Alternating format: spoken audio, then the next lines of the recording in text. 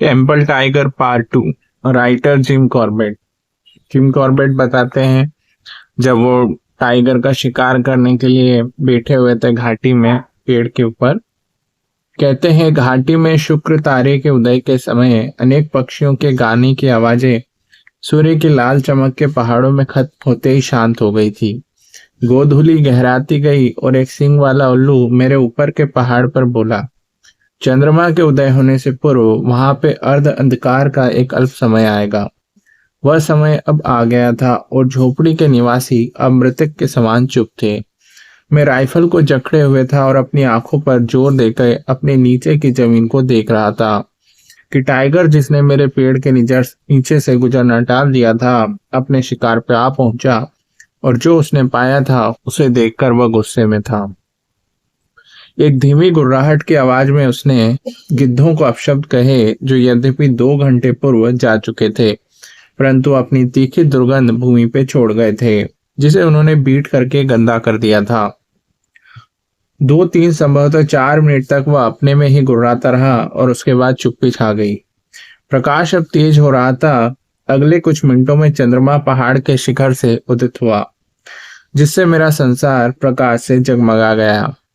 गिद्धों द्वारा पूर्णतः साफ की गई हड्डियां चांदनी में सफेद दिखाई पड़ रही थी, परंतु टाइगर का, जिसे कि उत्तराखंड में शेर कहा जाता है, कहीं भी अता पता नहीं था।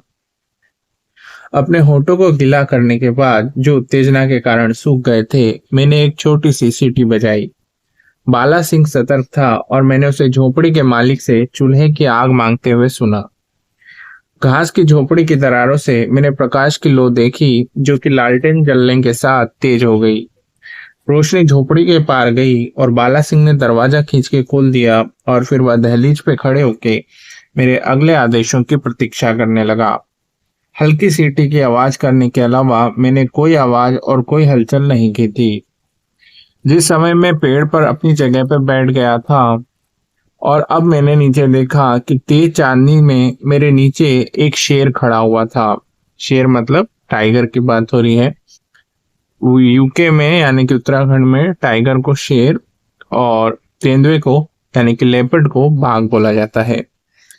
तो शेर जो है वो उस पेड़ के नीचे आ गया था जिसपे जिम कॉर्बेट बैठे हुए थे। वो कहते हैं कि तेज रात चांदनी में मेरे नीचे एक शेर खड़ा हुआ था, जो कि अपने दाहिने कंधे के ऊपर से बाला सिंह को देख रहा था। मेरी राइफल की नाल का मुख और शेर के सिर के बीच की दूरी लगभग 5 फुट थी। तभी मेरे मस्तिष्क में एक विचार आया कि बारूद संभवतः उसके बालों को जला देगा। मेरी राइफल की हाथी दांत की दृष्टिका शेर के एकदम हृदय के स्थान पर जमी थी। मैं जानता था कि वहां पे लगने से मेरी गोली उसे तुरंत ही मार देगी। फिर मैंने धीरे से घोड़ा, यानी कि ट्रिगर, दबाया। घोड़ा दबाव से दब गया, परंतु कुछ भी नहीं हुआ। हे ईश्वर, मैं इस अविश्वसनीय रूप से कितना लापरवाह था। मुझे स्पष्ट रूप से याद है कि मैंने मैगजीन में 5 कारतूस डाले थे जब मैंने पेड़ पे अपनी जगह को ग्रहण किया था, परंतु स्पष्ट था जब मैंने बोल्ट को अंदर धकेला होगा तो वह मैगजीन से कारतूस को चेम्बर में डालने में असफल रहा और मैं इस पे ध्यान देना भूल गया था।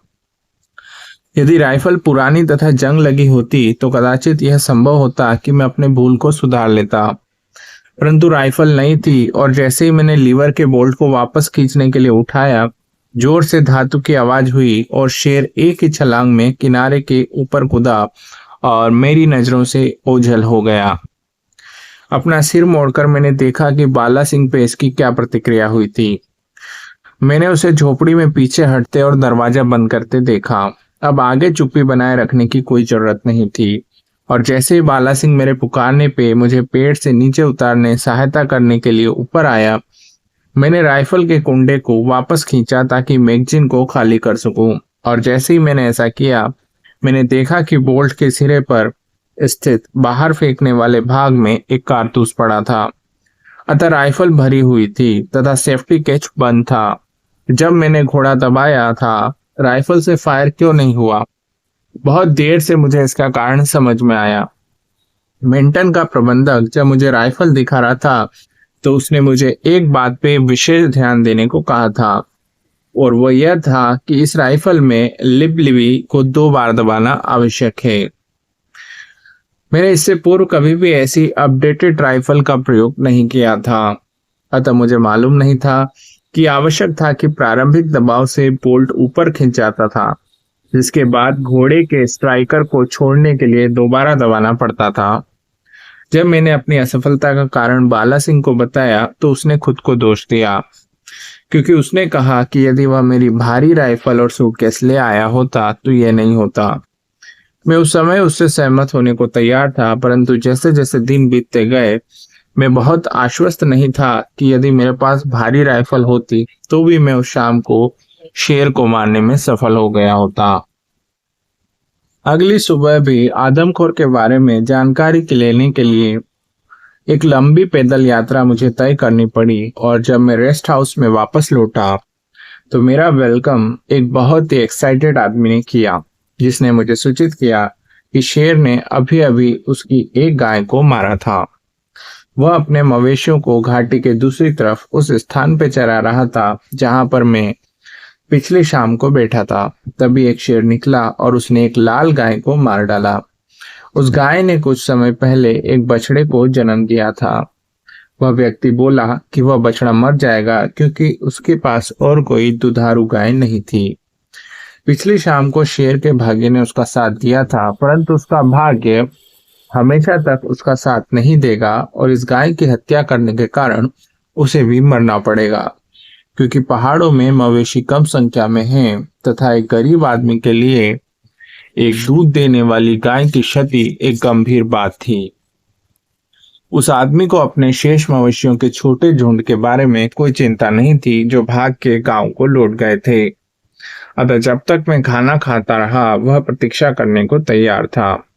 दोपहर के 1 बजे हम चल पड़े। वह आदमी आगे चल रहा था और मैं उसके पीछे था, और मेरे साथ 2 व्यक्ति भी मचान बांधने का सामान साथ लेकर चल पड़ रहे थे।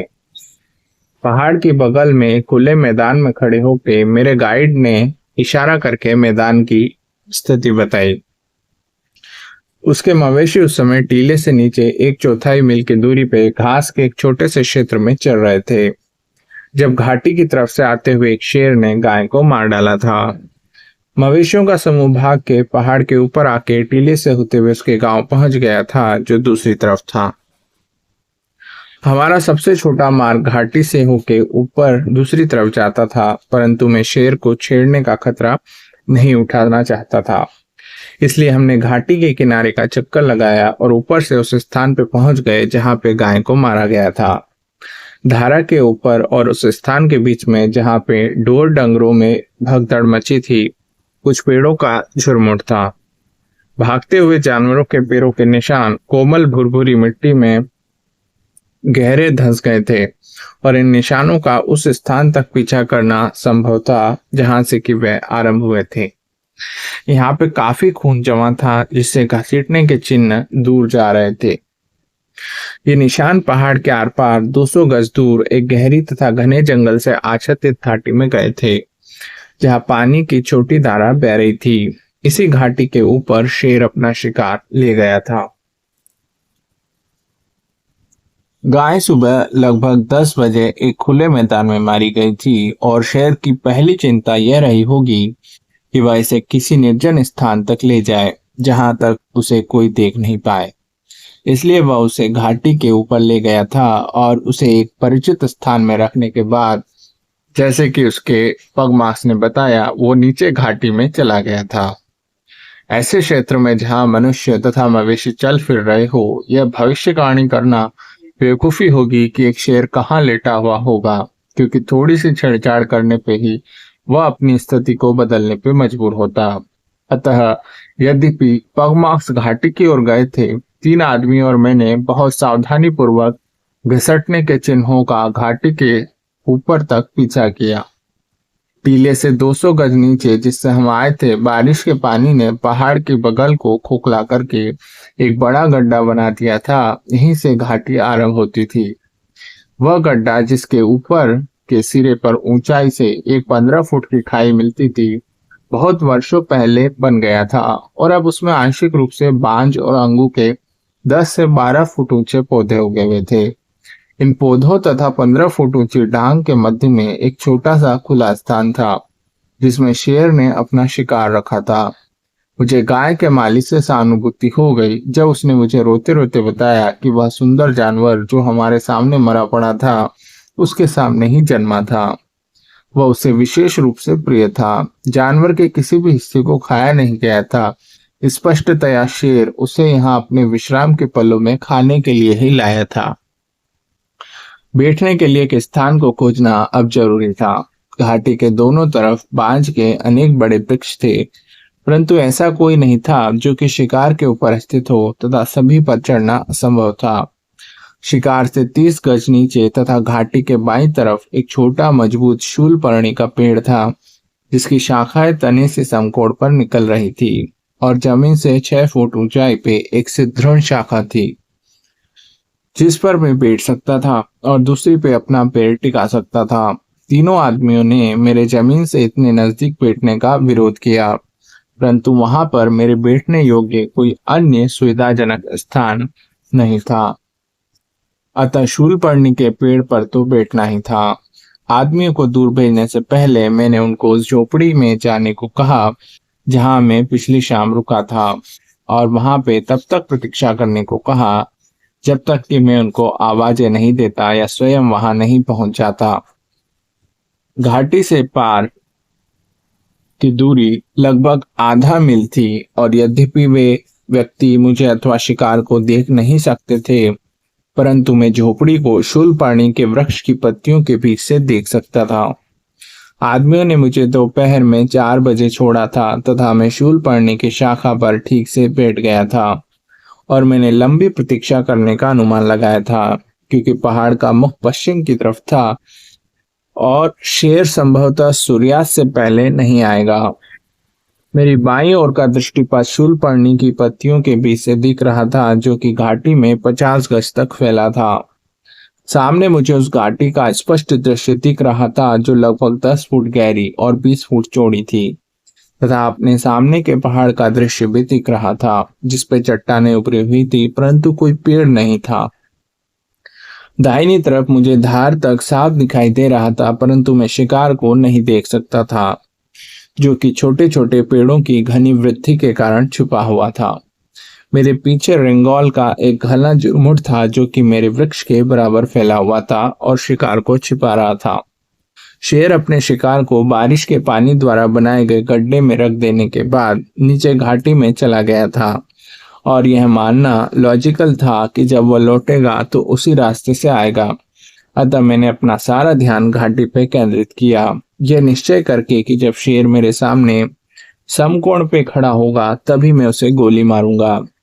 इसमें कोई संशय नहीं था कि मैं उसे इतने निकट से मार दूंगा, और ये सुनिश्चित करते हुए कि दूसरी गोली भी दागनी पड़ सकती है, मैंने राइफल के दोनों घोड़े चढ़ा रखे थे।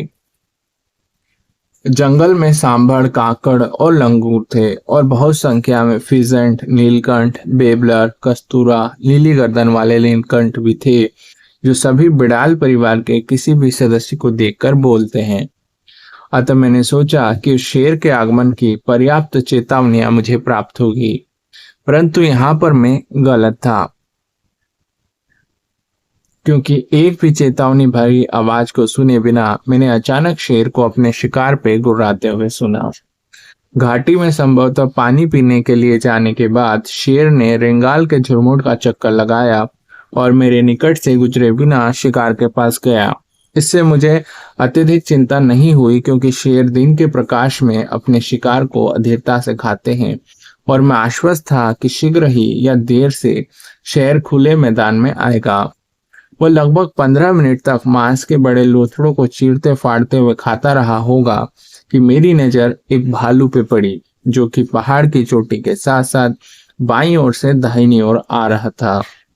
वह एक बहुत बड़ा हिमालयी काला भालू था। वह ऐसे टहल रहा था मानो कि उसको इस बात की कोई परवाह नहीं थी कि उसे यहाँ से वहां जाने में कितना समय लगेगा। अचानक वह रुका, नीचे पहाड़ की ओर मुड़ा और सपाट लेट गया। 1 या 2 मिनट बाद उसने अपना सिर उठाया, हवा को सूंघा और फिर सपाट लेटा। हवा जैसा कि दिन में सदैव होता है पहाड़ के नीचे से ऊपर की तरफ बह रही थी और भालू को मांस और रक्त की गंध मिल चुकी थी, जिसमें शेर की गंध भी मिली हुई थी। मैं शिकार को मैं शिकार से थोड़ा दाहिनी ओर था, अतः उसे मेरी गंध नहीं मिली होगी। शीघ्र ही वह अपने पैरों पे खड़ा हुआ और टांगों को मोड़ के और शरीर को जमीन से सटा के रखते हुए उसने शेर के निकट आना आरंभ किया। उस भालू को पहाड़ से नीचे आते हुए देखना मेरे लिए किसी जानवर के लुक छिपकर पीछा करने की कला का रहस्य उद्घाटन था। उसे शायद 200 गज जाना था और यद्यपि वह शेर और बाघ की तरह लुक छिपकर पीछा नहीं करता है, फिर भी उसने वह दूरी एक सांप की तरह सहजता से और एक छाया की तरह निशब्द पूरी की। जैसे जैसे वह निकट आता गया वह ज्यादा सतर्क होता गया। मैं उस 15 फुट की खाई के सिरे को देख सकता था जो गड्ढे में गिरती थी, और जब भालू उस स्थान से कुछ ही फुट दूर तक पहुंचा तो उसने अपने पेट को जमीन से सटा दिया। जब शेर पूरी तन्मयता से खा रहा था तो इंतजार करते हुए भालू ने बहुत धीरे से अपना सिर गड्ढे के सिरे से ऊपर उठाया और नीचे देखा, और उतने ही धीरे से अपना सिर पीछे किया। उत्तेजना ने मुझे इस कदर जकड़ लिया था जिससे मेरा पूरा शरीर कांप रहा था और मेरा मुंह और गला सूख रहे थे। मैंने 2 मौकों पे हिमालयी भालू को शेर के शिकार को ले जाते हुए देखा है। उन दोनों मौकों पर शेर वहां पर नहीं थे, और 2 अवसरों पे मैंने भालुओं को खाते हुए बाघों के पास जाते देखा है और उनको भगा देने के बाद शिकार को ले जाते हुए। परंतु इस मौके पर शेर, जो कि एक बहुत बड़ा नर था, अपने शिकार पे बैठा था, और फिर वह बाघ की तरह डरा धमका कर भगा देने लायक जानवर भी नहीं था। मेरे मस्तिष्क में यह विचार आ रहा था कि यह भालू उतना बेवकूफ नहीं होगा कि वह जंगल के राजा से उसका शिकार छीनने का प्रयास करे, परंतु उसका इरादा वैसा ही था। और उसका मौका तब आया जब शेर एक हड्डी को तोड़ रहा था। क्या वह भालू इसी पल की प्रतीक्षा कर रहा था? मुझे नहीं मालूम। जो कुछ भी हो, जब शेर हड्डी चबा रहा था, भालू किनारे पे आया और अपने पैरों को अपने नीचे रखकर वह उस गड्ढे में एक शक्तिशाली चीख के साथ कूद पड़ा। मैंने कल्पना की थी कि उस चीख का उद्देश्य शेर को डराना भर था, परंतु शेर पे इसका कोई भी प्रभाव नहीं हुआ, और ऐसा लगा कि उसे गुस्सा आ गया था, क्योंकि भालू की शक्तिशाली चीख का उत्तर शेर ने उससे भी ताकतवर गर्जना करके दिया। जंगल में लड़ाइयाँ बहुत ही रेयर होती है, और यह केवल दूसरा उदाहरण है जिसे मैं जानता हूँ कि 2 अलग अलग प्रजातियों के जानवर केवल लड़ने के उद्देश्य से ही लड़ रहे थे, और इस प्रयोजन के लिए नहीं कि वे एक दूसरे को भोजन के लिए इस्तेमाल करेंगे। मैंने लड़ाई नहीं देखी, जिसके कारण मैं दे चुका हूँ, परंतु मैंने इसका प्रत्येक विवरण सुना है। सीमित स्थान वाले गड्ढे में हो रहे युद्ध की आवाजें भयातुर करने वाली थी, और मैं कृतज्ञ था कि वह संग्राम सीधे ऐसे 2 प्रतिद्वंदियों के मध्य था जो अपनी सुरक्षा करने में सक्षम थे, और एक त्रिकोणीय नहीं था जिसमें मैं भी शामिल था। समय तब रुक सा जाता है जब रक्त की प्रत्येक बूंद तेजी से धड़कते हुए हृदय में उत्तेजनापूर्ण झुरझुरी उत्पन्न करती है। लड़ाई 3 मिनट में समाप्त हुई होगी अथवा थोड़ा ज्यादा देर में खत्म हुई होगी। जैसा भी था, जब शेर ने सोचा कि उसने भालू को पर्याप्त दंड दे दिया है तो वह लड़ाई छोड़ के मेरे सामने के खुले मैदान में तेजी से छलांग लगाते हुए आया, जिसका पीछा अभी भी चीखता हुआ भालू कर रहा था। जब मैं अपनी राइफल की दृष्टिका की सीध शेर के बाएं कंधे पे ले रहा था, तभी वह तेजी से बाईं तरफ मुड़ा और 20 फुट चौड़ी घाटी को कूदते हुए मेरे पैरों के नजदीक गिरने लगा। जब हवा में ही था, मैंने अपनी राइफल की नाल झुकाई और गोली चला दी। जैसा कि मैंने सोचा, सीधे उसकी पीठ पे मेरी गोली का स्वागत शेर ने क्रोधित हुंकार के साथ दिया। फिर वह मेरे पीछे बांस के झुरमुट से जा टकराया था। कुछ गज तक वह दौड़ता रहा और फिर वहां शांति छा गई। मैंने सोचा उसके दिल में गोली लगी है और वह अपने रास्ते में ही मर गया होगा। 500 बोर की एक परिष्कृत काले बारूद वाली राइफल से कहीं पर भी फायर करने पे बहुत तेज आवाज होती है, परंतु यहाँ खो में इसकी आवाज एक तोप की तरह सुनाई पड़ी। इस धमाके ने पागल हो गए भालू पर न्यूनतम प्रभाव भी नहीं डाला, क्योंकि शेर की एड़ियों का पीछा करते हुए उसने शेर की तरफ खड्ड को कूद के पार करने की कोशिश नहीं की, बल्कि एक किनारे से नीचे दौड़ के आने के बाद वह दूसरी ओर से सीधे मेरी तरफ ऊपर आया। मेरी इच्छा यह कतई भी नहीं थी कि मैं उस जानवर को मारूं जिसमें इतना साहस था कि वह शेर को उसके शिकार से भगा दे, परंतु उसकी चीखती हुई अति क्रुद्ध बला को और ज्यादा निकट आने देना पागलपन ही होता। अतः जब वह मुझसे कुछ फीट दूर था, मैंने बाईं नाल की गोली को उसके चौड़े माथे पर दाग दिया। धीरे से वह तब तक किनारे से अपने पेट के बल नीचे फिसलता गया जब तक कि उसके नितंब दूसरे किनारों से मिल न गए। जहां एक पल पहले जंगल क्रोधित आवाजों और एक भारी राइफल के विस्फोटों की आवाजों से प्रतिध्वनित हो रहा था, वहां पे अब चुप्पी थी। और जब मेरे हृदय ने सामान्य रूप से पुनः धड़कना आरंभ किया तो मेरे विचार एक उपशामक धूम्रपान की ओर मुड़े। राइफल को अपने घुटनों पर रखने के बाद मैंने अपने दोनों हाथ अपनी जेबों में सिगरेट की डिब्बी और माचिस को टटोलने के लिए डाले।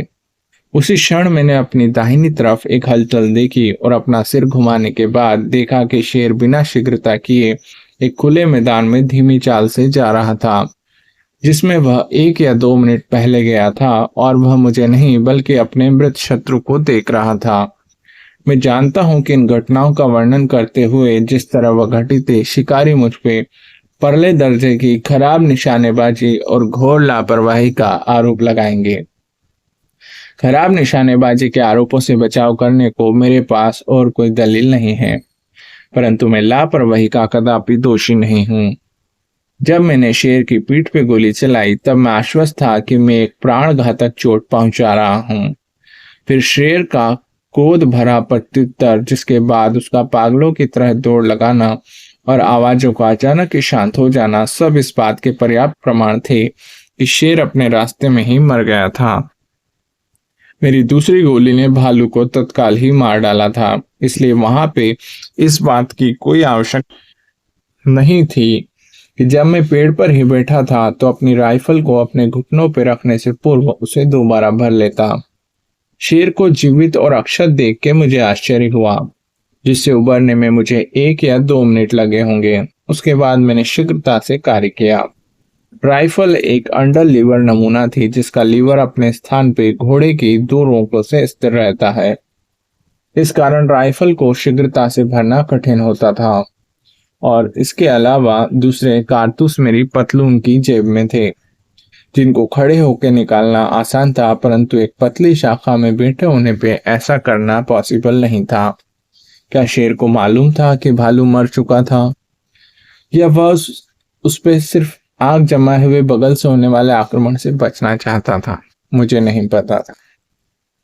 फिर भी वह सीधे खड़े पहाड़ के मुख की तरफ धीमे धीमे दौड़ते हुए चलता रहा और 40 गज दूर एक ऐसे एंगल पे पहुंच गया था जिसे मैं अंग्रेजी के 11 बजे की तरह वर्णित कर सकता हूँ। जब वह एक बड़ी चट्टान के टुकड़े को पार कर रहा था और जब केवल एक ही नाल भरी गई थी, मैंने राइफल उठाई और फायर किया। मेरी गोली पर वह पिछले पैरों पे खड़ा हुआ और बगल में तिरछे होकर बुरी तरह से गिरा। अपने पैरों पे खड़ा हुआ और पहाड़ के पार्श्व में हल्की चाल से दौड़ के पूंछ उठाए हुए चला गया। निकल की कोमल नाक वाली लोहे के आधार की गोली शेर के चेहरे से कुछ ही फुट दूर चट्टान पर लगी थी और वापसी आघात ने शेर को असंतुलित करके गिरा दिया था, परंतु उसे कोई चोट नहीं पहुंचाई थी। चुपचाप धूम्रपान करने के बाद मैं शूलपर्णी के पेड़ से उतरा और भालू पे एक नजर डालने के लिए गया। मैंने देखा कि वह उससे कहीं ज्यादा बड़ा था जितना मैंने सोचा था। उसके अपनी इच्छा से शेर से मोल ली गई लड़ाई बहुत ही वास्तविक रही थी, क्योंकि उसकी गर्दन में लगे गहरे घाव से बह रहा खून उसकी मोटी खाल से निकल रहा था और शेर द्वारा अनेक स्थानों पर उसकी खोपड़ी की हड्डी तक चीर डाली गई थी। ये घाव अपने आप में भालू जैसे एक सख्त जानवर पे कुछ प्रभाव नहीं डाल सकते थे, परंतु जिस बात से अंतर पड़ता था और जिसने उसे क्रोधित कर दिया था वह उसकी नाक में लगी चोट थी। सारे नर नाक पे चोट पहुंचाए जाने पर नाराज होते हैं, और न केवल भालू की नाक जैसे कोमल स्थान पे चोट पहुंचाई गई थी, बल्कि इसके बाद उसकी नाक को 2 भागों में चीर के उसकी बेइज्जती भी की गई थी। ये उसके लिए पर्याप्त कारण थे, जिसकी वजह से उसने अपनी आंखों में खून करने का इरादा करके शेर का पीछा किया था और मेरी भारी राइफल के धमाकों की भी परवाह नहीं की थी। वहां पे मेरे पास इतना पर्याप्त समय नहीं था कि मैं अपने आदमियों को भालू की खाल को निकालने के लिए बुलाता। अतः मैं उनको इकट्ठी करके झोपड़ी की ओर निकल पड़ा, ताकि हम रात होने से पहले रेस्ट हाउस में पहुंच जाए, क्योंकि उस क्षेत्र में कहीं एक नरभक्षी भी था।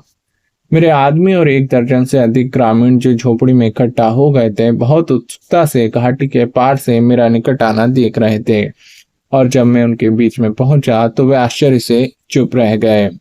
बाला सिंह पहला व्यक्ति था जिसने अपनी जबान पहले खोली, और जब मैंने उसकी कहानी सुनी तो मुझे आश्चर्य नहीं हुआ कि इकट्ठे हो गए लोगों ने क्यों मुझे ऐसे देखा था, जैसे कि मैं मौत के मुंह से वापस लौटा हूं। बाला सिंह ने कहा कि हमने आपको सलाह दी थी कि जमीन के इतना निकट न बैठें, और जब हमने आपकी पहली चीख सुनी, जिसके बाद शेर की दहाड़ सुनाई पड़ी, तो हमें पूरा यकीन हो गया कि शेर ने आपको पेड़ से नीचे खींच लिया है और आप अपनी जिंदगी बचाने के लिए शेर से लड़ रहे हैं। और फिर जब शेर ने दहाड़ना बंद कर दिया और आपने चीखना जारी रखा, तो हमने सोचा कि शेर आपको उठा के ले जा रहा है। बाद में हमने आपकी राइफल के 2 धमाके सुने, जिसके बाद तीसरा भी हुआ, तो हमें बहुत घबराहट हुई, क्योंकि हम ये नहीं समझ पाए कि एक आदमी जिसे शेर उठाकर ले जा रहा है अपनी राइफल से गोली कैसे चला सकता है। अब हमें क्या करना चाहिए? इस बीच हमारी बहस चल रही थी कि आप अचानक प्रकट हो गए और हम चुप रह गए। वे लोग जो उत्सुक होकर उस स्थान की आवाजों को सुनने का प्रयास कर रहे हो जहां पे कोई शेर को मारने के लिए बैठा हो, उनके द्वारा एक भालू की चीख को गलती से एक आदमी की चीख समझा जा सकता है, क्योंकि दोनों की चीख में बहुत ही समानता है और एक दूरी से एक दूसरे में अंतर नहीं किया जा सकता। बाला सिंह ने मेरे लिए चाय की एक प्याली तैयार की, जबकि मैं उन लोगों की उनके द्वारा सुनी गई लड़ाई के बारे में बता रहा था और उस भालू के बारे में जिसे मैंने मारा था। भालू की चर्बी गठिया के रोग के निवारण के लिए बहुत ही कारगर दवा साबित होती है, और उन लोगों को उस समय बहुत खुशी हुई जब मैंने उनसे कहा कि मुझे चर्बी नहीं चाहिए और वे इसे आपस में बांट सकते हैं। अगली सुबह मैं भालू की खाल निकालने के लिए चल पड़ा। मेरे साथ उन लोगों की एक भीड़ थी जो चर्बी में से अपने हिस्से को लेने के लिए एक्साइटेड थे। साथ ही मैंने कभी किसी भालू को नापा अथवा तोला नहीं है, परंतु कुछ अवश्य देखे हैं, और उस समय जिसकी मैंने खाल निकाली थी वह सबसे बड़ा और मोटा हिमालयन भालू था, जो मैंने पहले कभी देखा नहीं था। जब भालू की चर्बी तथा शरीर के कीमती अंगों का बंटवारा कर दिया गया, तो खुश हुए लोगों के एक ग्रुप ने देवी धुरा की ओर रुख किया, और जो उन सबसे प्रसन्न था और जिसको सबसे ईर्ष्या हो रही थी वह था बाला सिंह, जो गर्व से भालू की उस खाल को अपनी पीठ पर लपेट कर ले जा रहा था जिसे मैंने उसे दिया था। शेर अपने छोड़े हुए भोजन को करने नहीं लौटा था, और शाम तक गिद्धों ने गाय तथा भालू की हड्डियों तक का मांस खा लिया था। अब यहाँ पे शेर के ऊपर 2 बार फायर किए थे जिम कॉर्बेट ने, लेकिन आपने सुना कि शेर अभी भी जिंदा था, यानी कि टेम्पर टाइगर। भालू मर चुका था, दोनों के बीच लड़ाई हुई थी। आगे शेर का क्या हुआ, वो क्यों नहीं मरा, ये सब जानने के लिए आपको इन कहानियों से जुड़े रहना होगा। इसका हम पार्ट 3 भी आपके लिए जल्दी लेके आएंगे। कहानी कैसी लगी रिस्पॉन्ड कीजिए कमेंट बॉक्स में, लाइक कीजिए, सब्सक्राइब कीजिए और शेयर कीजिए। सपोर्ट बनाए रखिए। धन्यवाद।